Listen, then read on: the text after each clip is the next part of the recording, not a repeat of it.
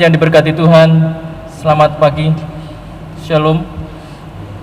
Majelis Jemaat GBIB Immanuel Landasan Ulin Banjarbaru mengucapkan selamat beribadah pada hari Minggu sesudah Pentakosta. Kiranya ibadah yang kita lakukan saat ini berkenan di hadapan Tuhan dan kita diberkati olehnya. Pemberitaan firman pada ibadah ini akan dilayankan oleh hambanya Pendeta Agus Prastyo Melono STH. Sidang jemaat yang diberkati Tuhan, mari kita bersama-sama memulai ibadah kita dengan ungkapan situasi.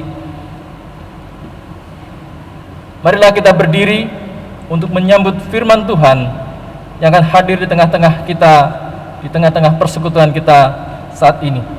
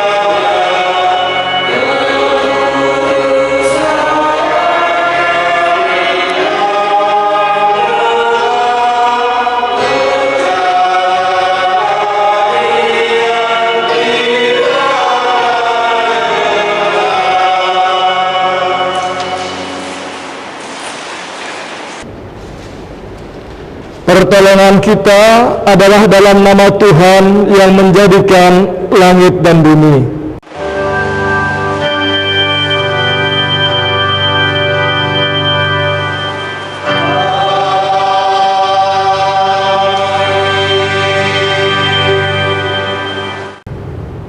Hai anakku, janganlah engkau menolak didikan Tuhan, dan janganlah engkau bosan akan peringatannya, karena Tuhan memberi ajaran kepada yang dikasihinya, seperti seorang ayah kepada anak yang disayangi. Terimalah salam, kasih karunia dan damai sejahtera dari Allah Bapa kita dan dari Tuhan Yesus Kristus menyertai kamu.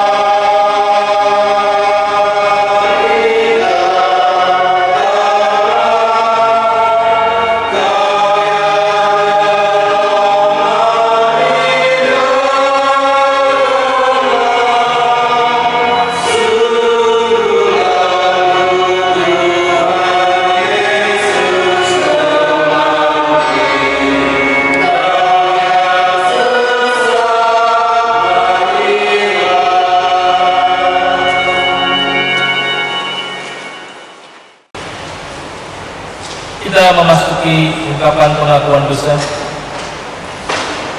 Dengan rasa sesal dan malu, dan dengan kerendahan hati, marilah kita mengaku akan dosa-dosa kita. Ya Allah, kami menyadari dan mengaku bahwa sungguh dosa dan pemberontakan kami banyak di hadapan-Mu, dan dosa kami bersaksi melawan kami. Sungguh kami menyadari pemberontakan kami dan menyesal dan mengenal segala kejahatan kami. Kami telah memberontak dan mungkir terhadap Tuhan, berbalik dan dari mengikuti Allah kami. Kami merancangkan berbagai pemerasan dan penyelewengan. Hati kami mengandung dusta dan melahirkannya dalam kata-kata. Karena itu kami mohon kepadamu, ya Bapa, ampunilah segala dosa dan pemberontakan kami. Bahaurilah kami supaya kami layak menjadi anak-anak-Mu. Demikian pengakuan umat-Mu. Dengarlah ya Tuhan. Amin.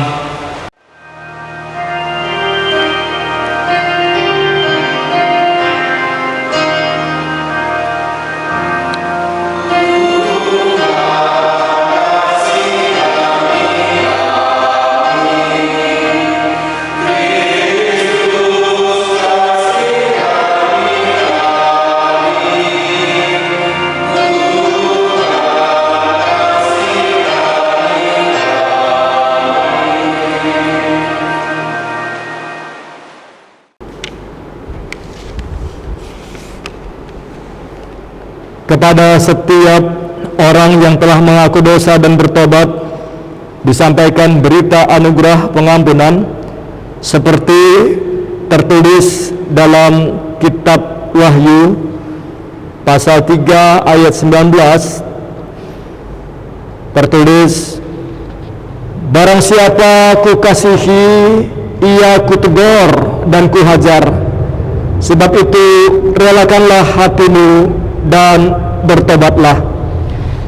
Berdasarkan firman Tuhan itu, sebagai pelayan Yesus Kristus, kami memberitakan bahwa pengampunan dosa telah berlaku dalam nama Bapa, Anak, dan Roh Kudus.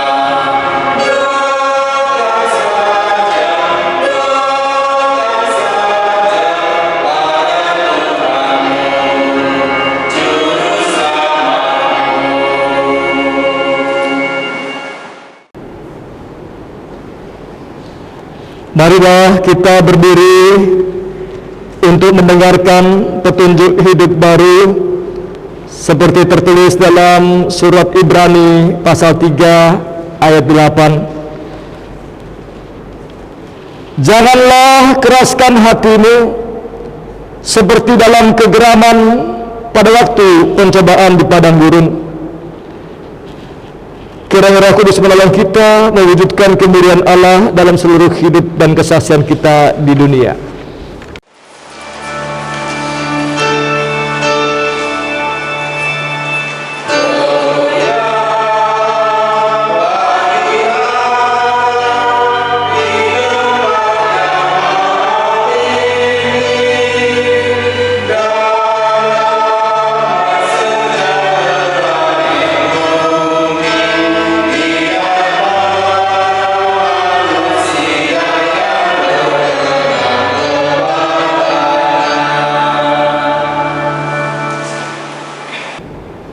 Dipersilahkan trio vokal group untuk memuji Tuhan.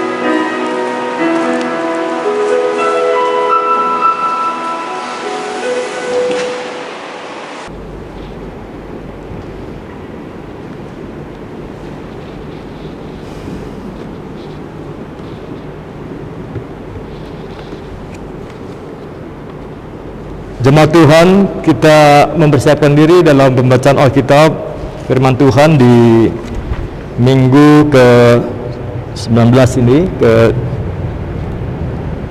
sesudah Pentakosta. Pembacaan berdasarkan dari Hosea pasal 6 ayat 1 sampai 3.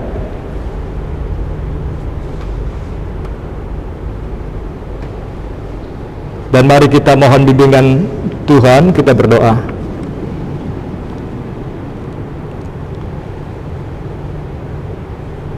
Ya Tuhan, hadirlah di tengah persekutuan umat-Mu, di rumah-rumah warga jemaat-Mu, di hati setiap orang beriman. Oleh Roh Kudus, kiranya kami beroleh kasih karunia, dimampukan untuk bukan hanya untuk mengetahui, tetapi juga untuk mengenal akan Tuhan dalam firman-Nya. Sehingga oleh Roh-Mu yang Maha Kudus itu juga kami beroleh daya untuk hidup selaku pelaku firman-Mu. Dalam nama Yesus Tuhan, amin. Jemaat, kita berdiri, kita membaca Alkitab firman Tuhan. Haleluya.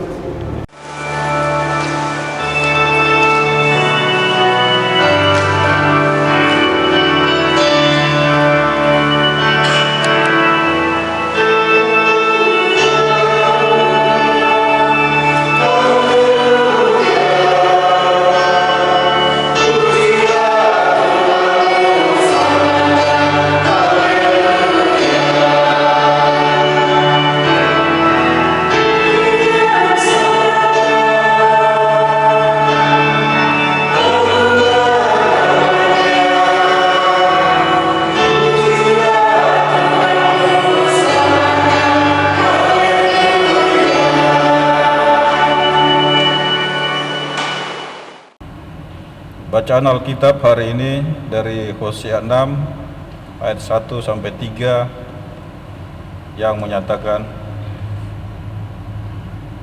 mari kita akan berbalik kepada Tuhan, sebab Dialah yang telah menerkam dan yang akan menyembuhkan kita, yang telah memukul dan yang akan membalut kita.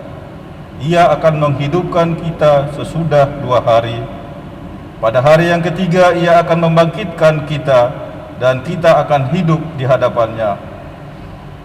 Marilah kita mengenal dan berusaha sungguh-sungguh mengenal Tuhan. Ia pasti muncul seperti fajar.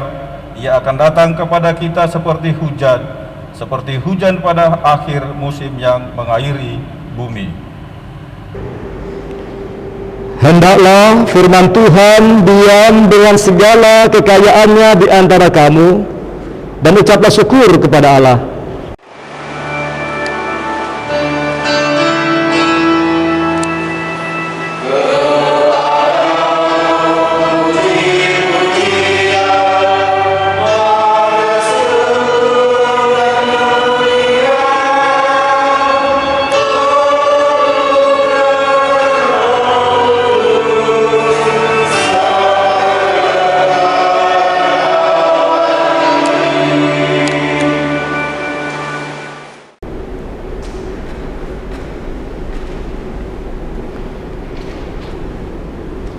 Jemaat yang dikasihi Tuhan,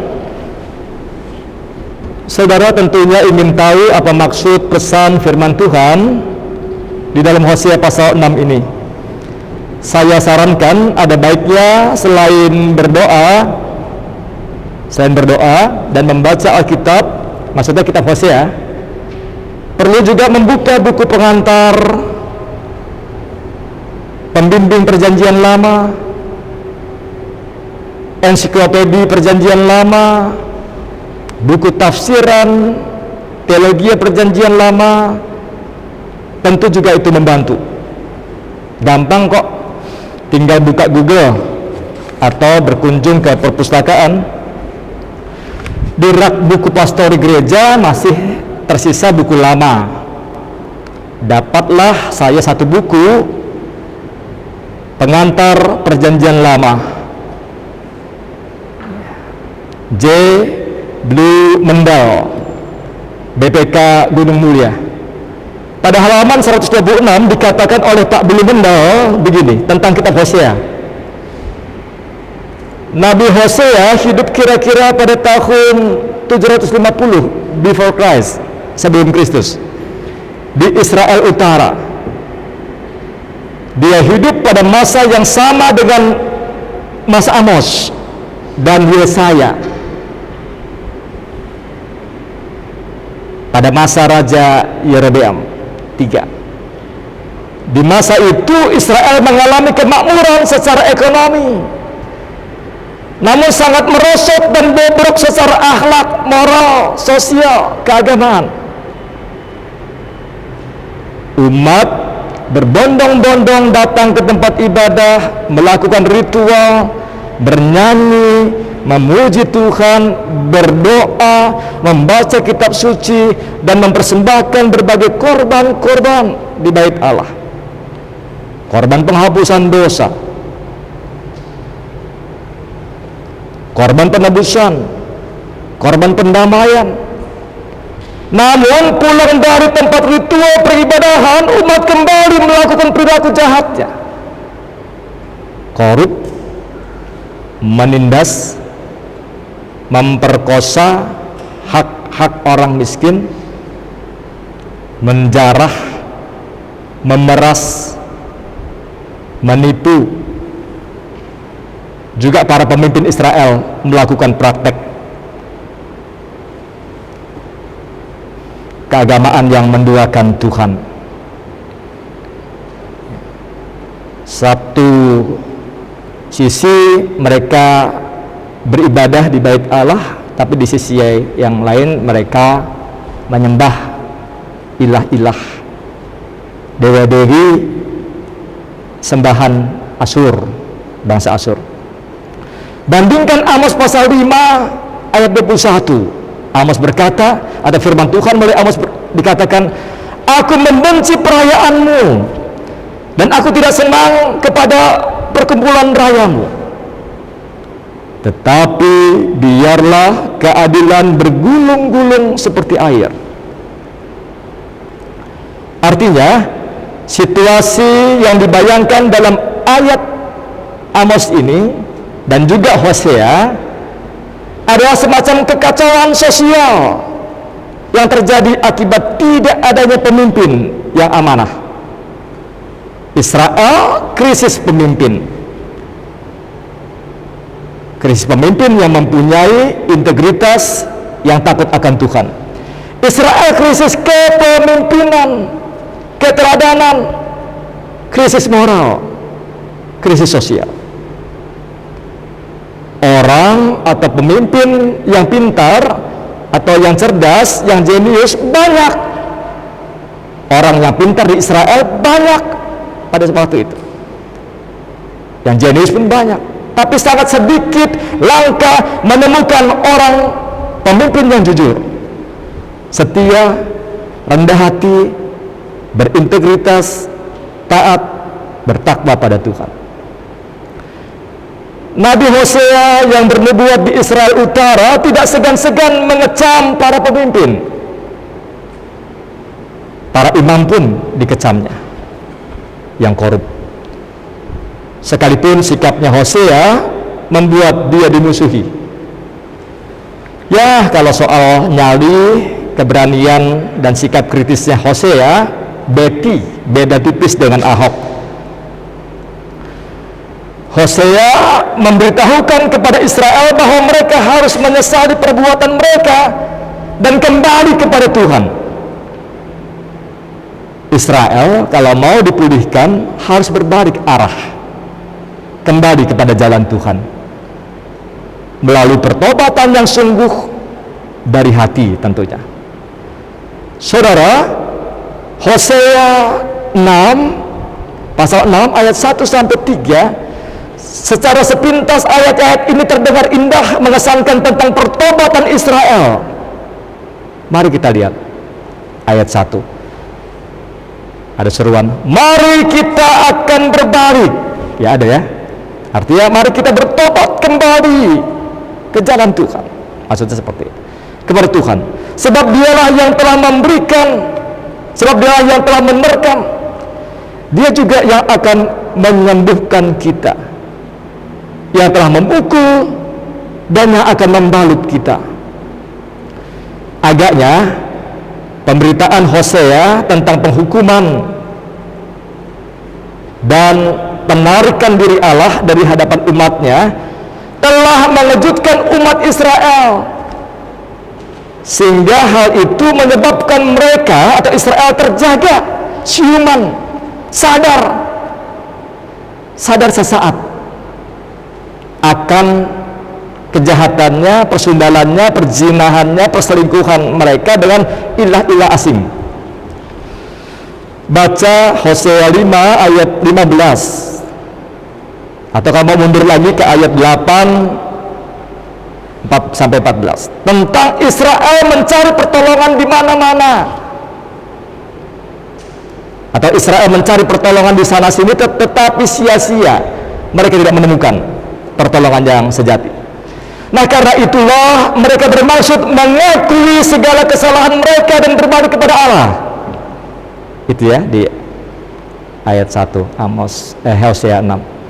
Kata berbalik berasal dari bahasa Ibrani shub, yang berarti bertobat, kembali ke jalan Tuhan, dalam makna perubahan pikiran, pandangan dan sikap hidup yang benar, yang adil, yang taat, setia.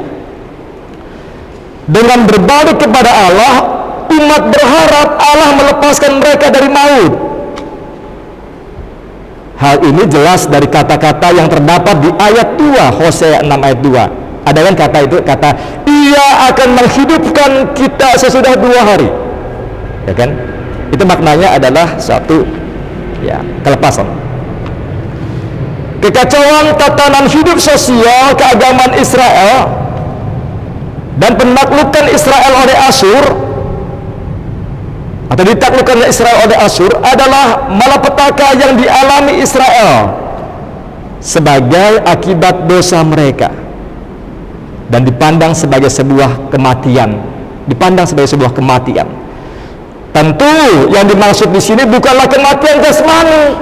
Kalau kematian jasmani itu biasa, semua orang pasti akan alami itu, melainkan lebih kepada kematian hati, kematian rasa, hilang peka, mati rasa. Hati Israel mengeras, kering, tandus. Jiwa semangat kerohanian untuk mengalami Tuhan sedang krisis di Israel. Hidup Israel sedang berada di ujung tanduk. Hidup kerohanian Israel. Ada rasa haus dahaga yang sangat akan Tuhan. Suasana kerohanian Israel kering, gersang, tanpa kehadiran Tuhan. Bandingkan Kidung Jemaat 52 ayat 3. Padang gurun dunia, tandus kegersangan, hidup tanpa Tuhan, tiada ketentraman, hanya pada Tuhan ada pengharapan. Lanjutkan. Ada rindu untuk mendekat tapi Tuhan sepertinya jauh. Itu dia. Ada rindu untuk mendekat tapi Tuhan sepertinya jauh, tersembunyi, seakan-akan Allah menarik diri. Kata Hosea pasal 5, atau dalam Hosea pasal 5 ayat 15 tertulis hal itu. Aku akan pergi pulang ke tempatku. sampai mereka mengaku bersalah, itu firman Tuhan, dan mencari wajahku. Dalam kesesakannya mereka akan merindukan aku. Ini hampir mirip dengan lagunya Bimbo, grup Bimbo ya, yang pernah dinyanyikan. Lagu Bimbo itu ya hendak mengesankan hal itu juga. Tuhan dirasakan jauh jika aku jauh.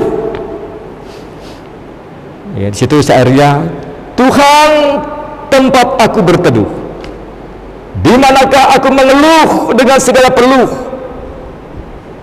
Tuhan yang Maha Esa, tempat aku memuja dengan segala doa. Aku jauh, engkau jauh, aku dekat, engkau dekat. Teruskan sendiri dalam hati. Jeritan hati seolah Tuhan jauh dan meninggalkan umat pernah juga diserukan oleh pemazmur. Mazmur 27 ayat 9. Katanya begini, janganlah menyembunyikan wajahmu kepadaku, janganlah menolak hambamu ini dengan murka. Engkaulah pertolonganku, jangan membuang aku, dan janganlah meninggalkan aku, ya Allah penyelamatku. Saudara, kembali ke pemberitaan Hosea pasal 6. Israel berseru dan bertobat. Sayangnya keinginan untuk bertobat itu tidak berlangsung lama,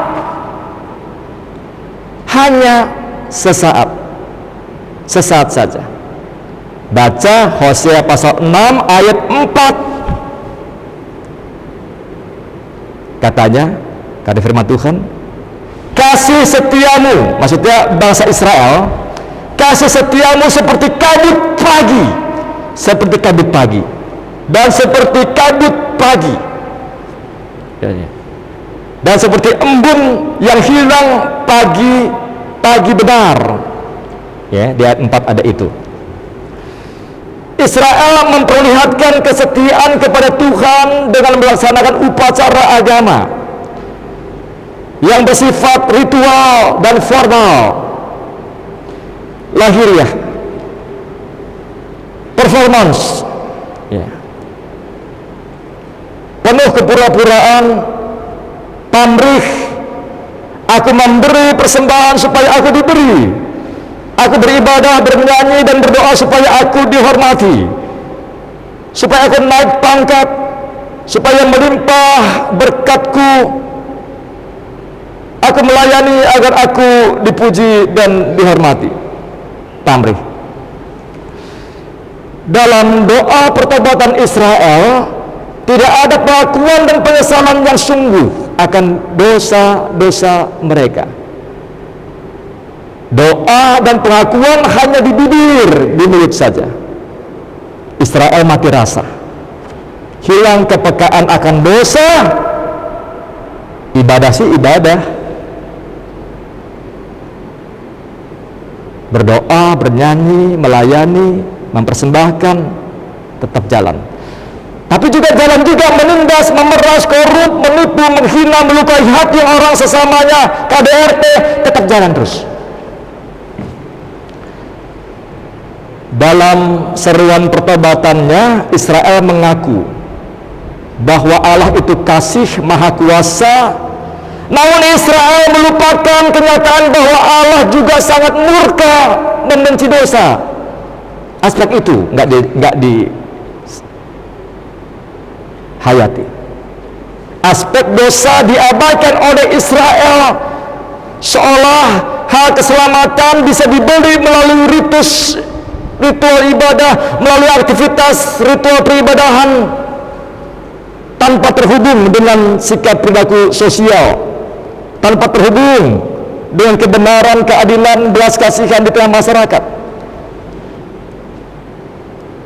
Dalam sorotan firman Tuhan, pengakuan Israel itu bukan pertobatan sejati.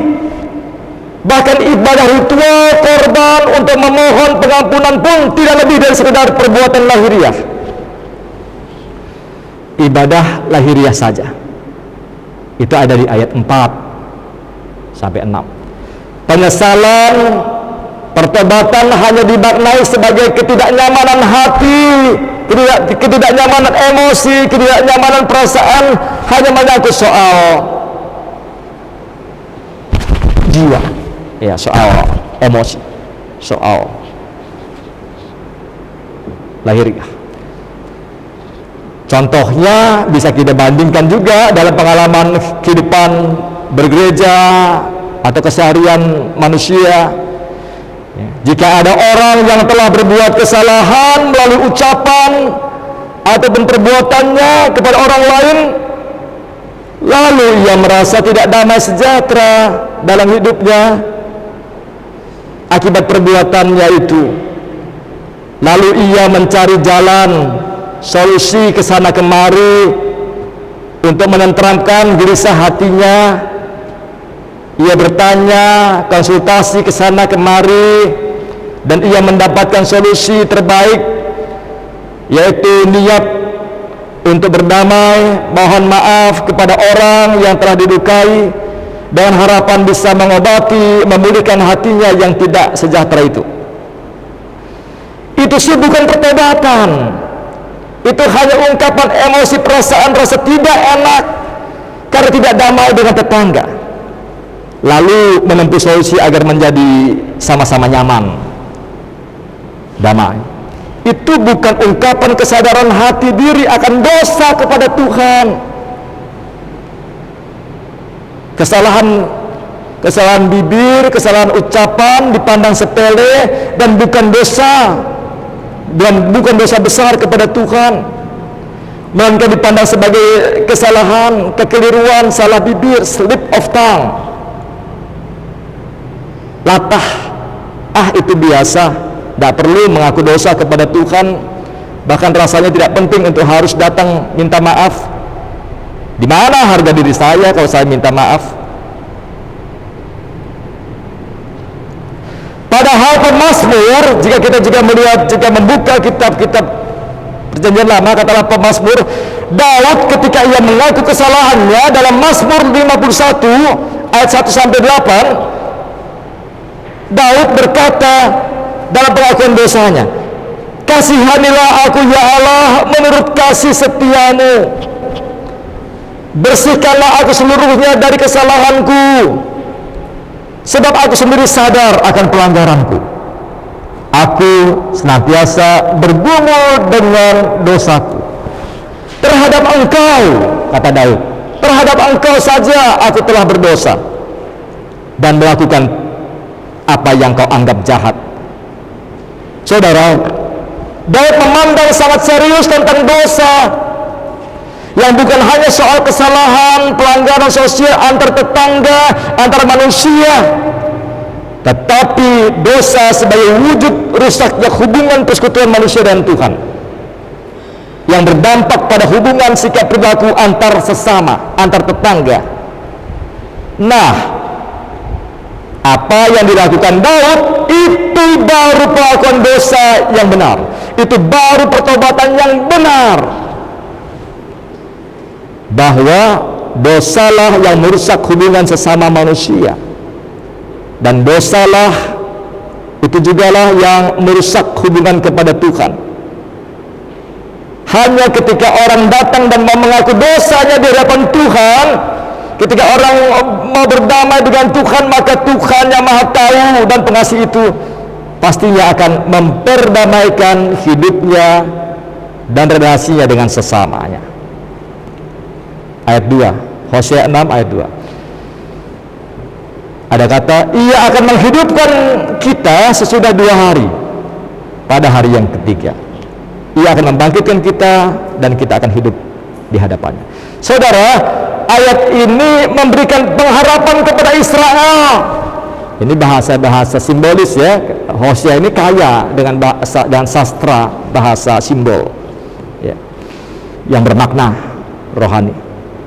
Ayat ini memberikan pengharapan kepada Israel bahwa Allah sungguh memberkati orang-orang yang berseru, bermohon dan merendahkan diri dalam pertobatan yang sungguh tentunya, dari hati yang terdalam.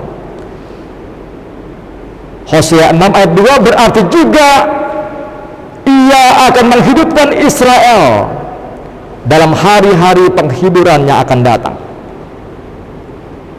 Lanjut Hosea 6 ayat 3, ada kata, marilah kita mengenal dan berusaha sungguh-sungguh mengenal Tuhan. Ia pasti muncul seperti fajar.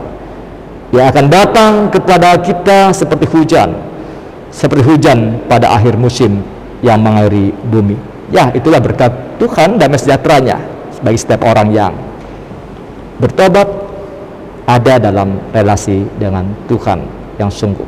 Saudara, patut untuk kita renungkan hari ini bahwa situasi kondisi Israel di masa Hosea mengalami krisis sosial. Di saat Israel mengalami krisis sosial, keagamaan, krisis moral, dan krisis kepemimpinan, bisa dikatakan hampir sama dengan situasi kondisi dunia masyarakat kita saat ini.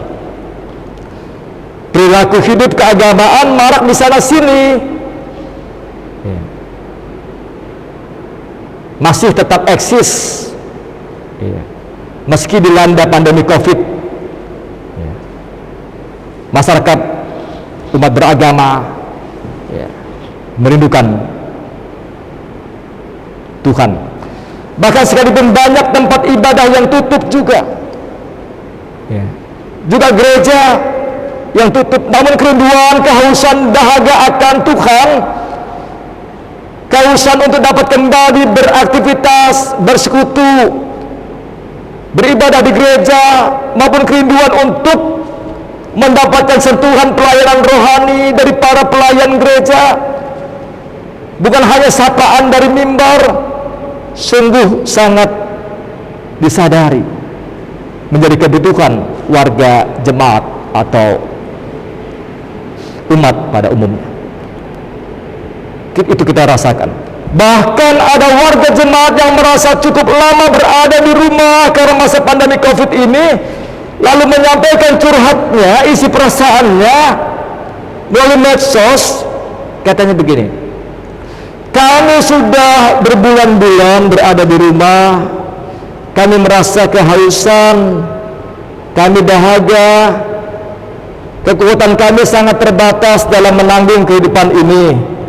Namun kami sedih kalau tidak ada pelayan dari gereja yang datang ke rumah. Yang ada malah pelayan gereja tetangga yang datang melayani. Maaf. Melalui renungan Hosea ini, tentu hardikan kecaman Hosea ini sangat relevan untuk masyarakat umat beragama dimanapun, dan juga bagi kehidupan bergereja, persekutuan Kristus. Saat ini dalam situasi kondisi krisis akibat pandemi COVID, ribuan orang yang terpapar PHK, miskin dan lapar. Di sini Hosea mengecam para pemimpin, para imam, para pelayan jemaat dan umat. Hosea mau berkata, wahai di manakah keberadaanmu? Wahai orang-orang berdasi, orang-orang berjubah, aksesoris pakaianmu tampak berkilau mempesona, beraroma deodoran, semerbak wangi rupawan, namun aku letih, lemah, terbaring di ruang gawat darurat, di ruang isolasi, di gubuk-gubuk red. Wahai para bangsawan, bos-bos majikan, para pengurus, para pelayan bait suci, datanglah kemari, teteskan air surgawi biar membasahi bibirku. Wahai penata layan rumah surgawi, lihatlah, Tuhan tidak lagi menghuni bait istanamu, gedung gerejamu yang megah itu. Juga ia tidak hadir pada suaramu. Tapi lihatlah, Tuhan, ia ada di sini. Pada wajah-wajah keriput yang letih, lesu, berbeban berat, pada ada wajah-wajah yang lapar dan bingung makan apa hari ini. Saudara, melalui pemberitaan Hosea hari ini kita merenungkan untuk senantiasa merindukan pengenalan akan Tuhan, memohon kiranya Tuhan menyatakan hikmat-Nya. Dalam situasi kondisi hidup di masa pandemi COVID ini, semoga kita semua dikaruniakan waktu kesempatan untuk introspeksi, evaluasi diri, untuk mengakui kesalahan dan dosa kepada Tuhan, untuk bertobat dalam kejujuran, ketulusan. Kita sadar bahwa tidak seorang manusia yang dapat lari atau menutupi dosanya. Surat 1 Yohanes pasal 1 ayat 8 dan 9 dikatakan begini: jika kita berkata bahwa kita tidak berdosa, maka kita menipu diri kita sendiri, dan kebenaran tidak ada di dalam kita. Jika kita mengaku dosa kita, maka Ia ada setia dan adil, sehingga Ia akan mengampuni segala dosa kita dan menyucikan kita dari segala kejahatan. Jadi mari move on, bangun, bangkit dari keterpurukan dosa dan bertobatlah dengan sungguh. Jangan tunggu sakit baru bertobat, jangan tunggu krisis baru bertobat, jangan tunggu bencana baru ingat Tuhan, cari Tuhan, bertobat.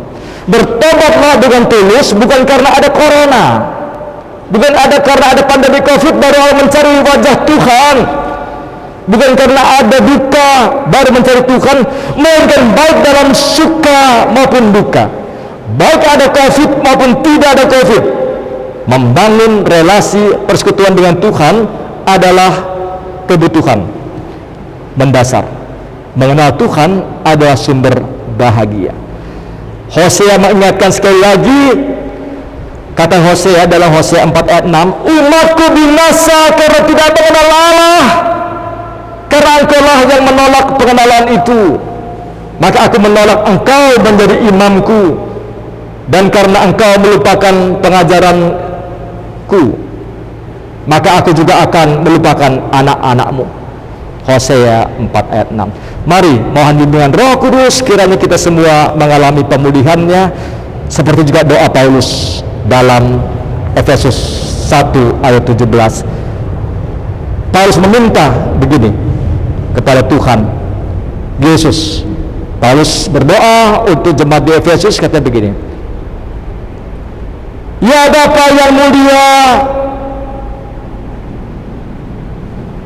supaya Ia memberikan kepadamu roh hikmat dan wahyu untuk mengenal Dia dengan benar. Itulah yang disukai dan dirindukan Tuhan. Amin.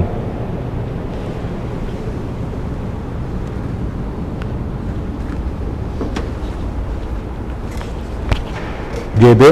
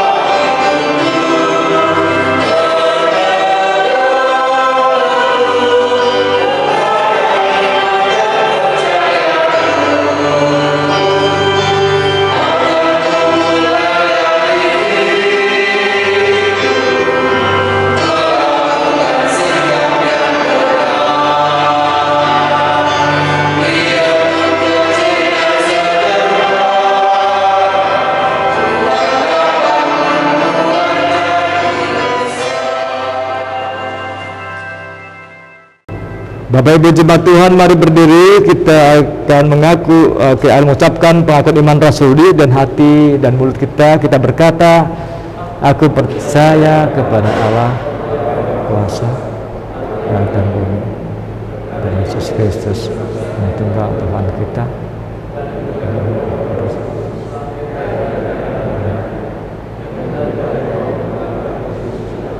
Salibkan, mati dan kuburkan, turun pada hari yang kita bangkit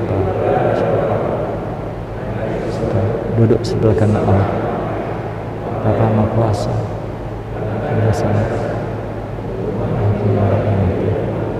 Aku percaya pada Roh Kudus, daya yang Allah beserta orang-orang kudus, menasa dan hidup engkau. Duduk kembali.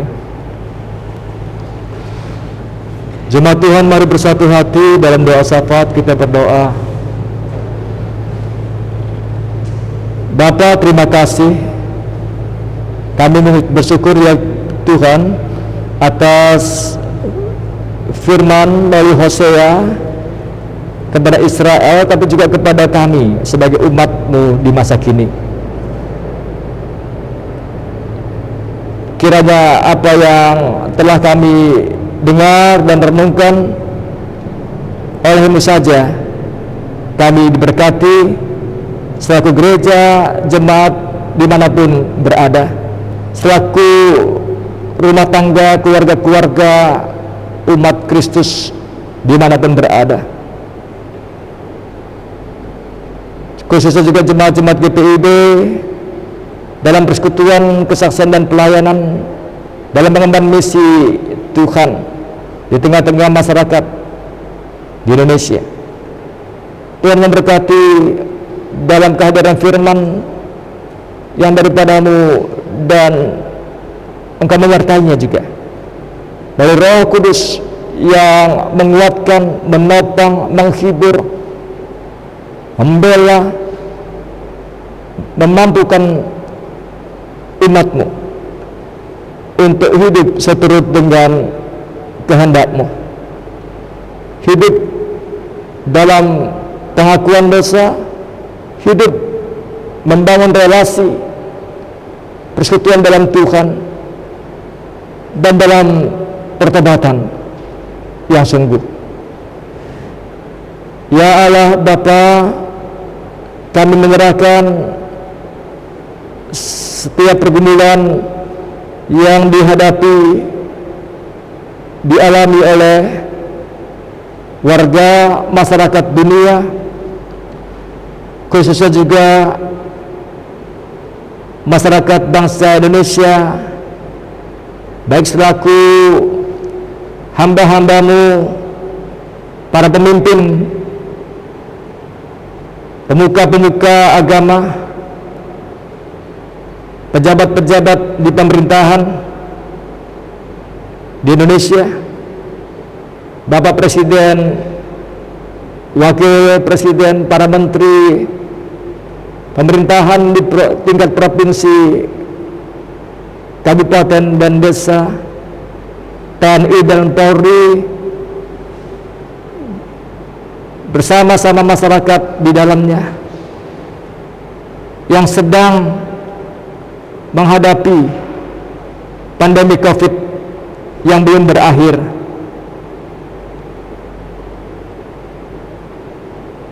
Kami menyerahkan pergumulan, beban berat kehidupan sosial ekonomi warga masyarakat dunia dan kami masyarakat di Indonesia. Karena bumi dunia ini milik-Mu, maka Tuhan juga hadir di sini di Indonesia, tapi juga Tuhan hadir di belahan-belahan bumi yang tidak kami ketahui.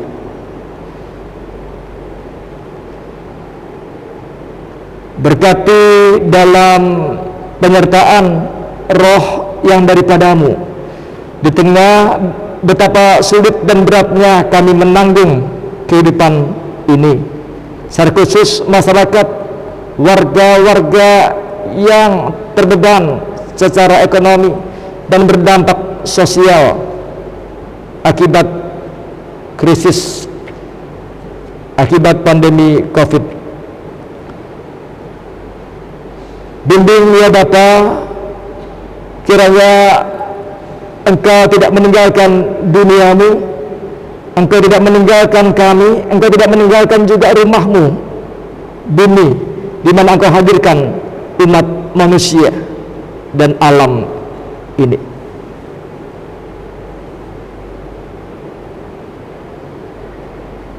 Kuatkan, tambahkan semangat kami terus ya Tuhan.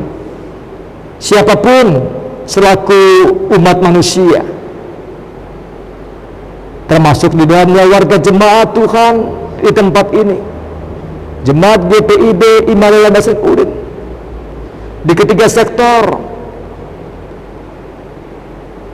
dalam segala kondisi mereka, baik yang sakit, lanjut usia, yang berduka cita, yang terbaring di rumah sakit, juga keluarga-keluarga yang mengalami krisis ekonomi. Juga menyerahkan anak-anak Tuhan yang hadir di rumah tangga kami, yang Kau titipkan di tengah keluarga, dalam masa balita, dalam masa remaja, pemuda, dan studi, dimanapun, dalam pekerjaan dan dalam rumah tangga mereka.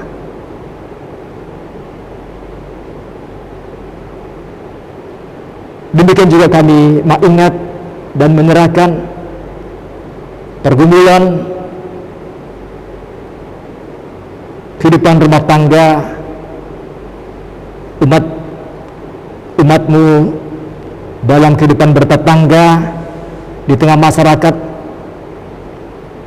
Juga kami selaku pelayanmu, baik presbiter, diaken penatua, dalam KPHM-an, juga dalam kepengurusan kepelayanan pelkat-pelkat yang ada, organis, kantoria, dan juga operator perekaman atau juga streaming nantinya.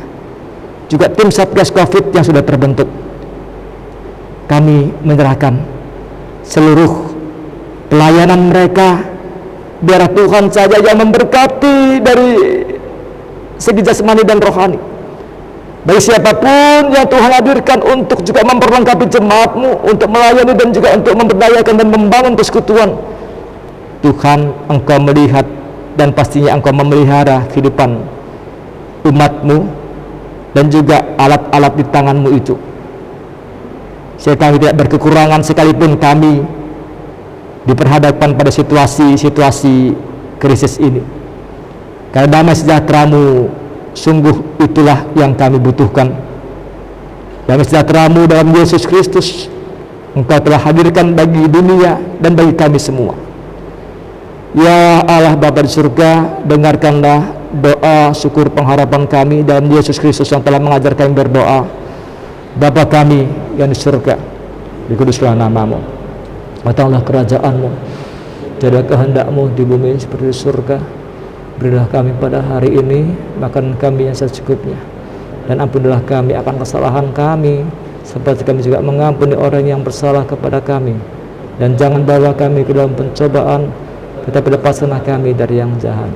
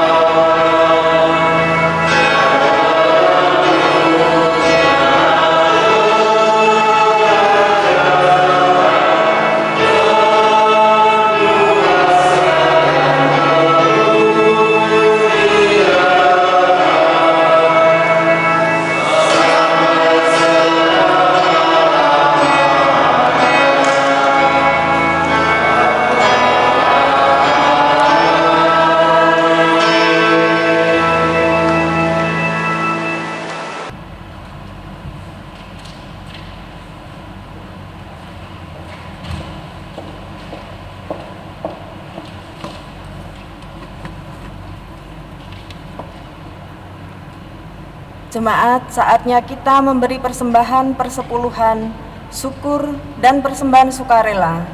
Alkitab mengatakan, Mazmur Daud, Tuhanlah yang empunya bumi serta segala isinya, dan dunia serta yang diam di dalamnya. Mazmur 24 ayat yang pertama. Tuhan memberkati saudara dan persembahan yang saudara beri. Kita memuji Tuhan dari KC 302, bait yang pertama dan kedua.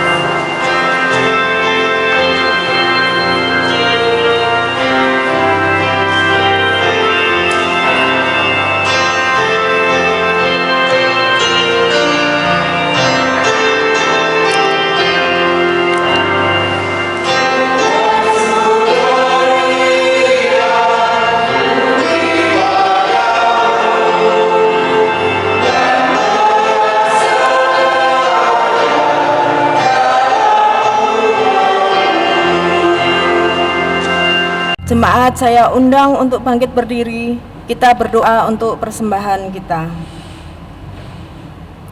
Ya Tuhan Yesus, kami bersyukur kepadamu karena kasih dan pengorbananmu mendorong kami untuk memberi persembahan sukarela ini.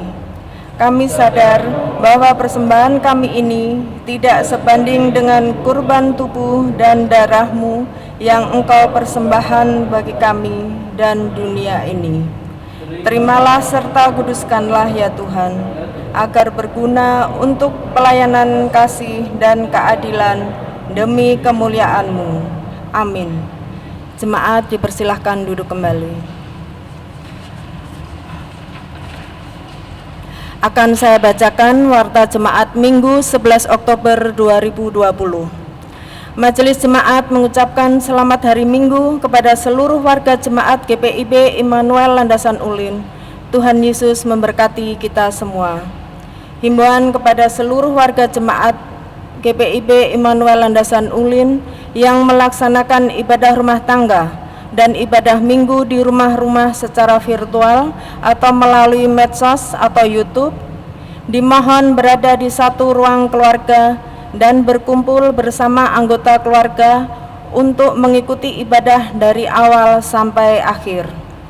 Dan dimohon agar tidak dalam kesibukan atau aktivitas yang dapat mengganggu konsentrasi pelaksanaan ibadah-ibadah yang telah dipersiapkan. Bagi setiap warga jemaat yang datang atau mempunyai kepentingan ke gereja dan pastori, dimohon untuk memakai masker dan mencuci tangan terlebih dahulu sebagai antisipasi dan demi kebaikan bersama. Peneguhan calon pengurus pelayan Pelkat akan dilaksanakan gladi bersih.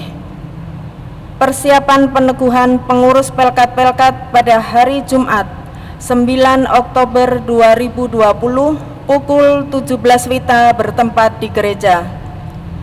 Peneguhan pengurus Pelkat dilaksanakan pada hari Minggu 11 Oktober 2020 pukul 10 WITA.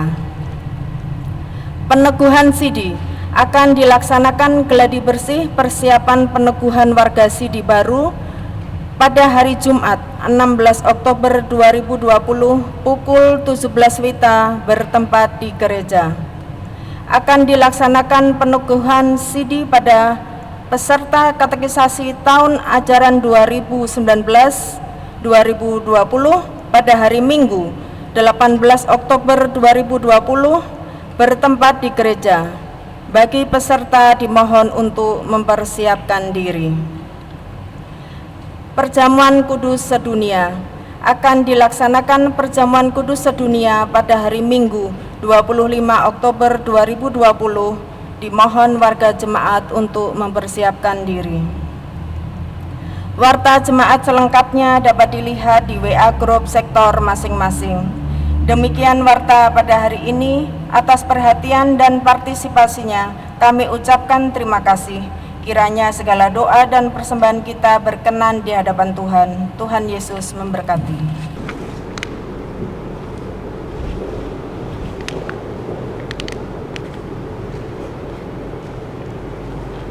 Jemaat Tuhan, pergilah, wartakanlah berita sukacita Injil melalui hidup dan kerjamu sehari-hari. Mari berdiri, kita bakti 252.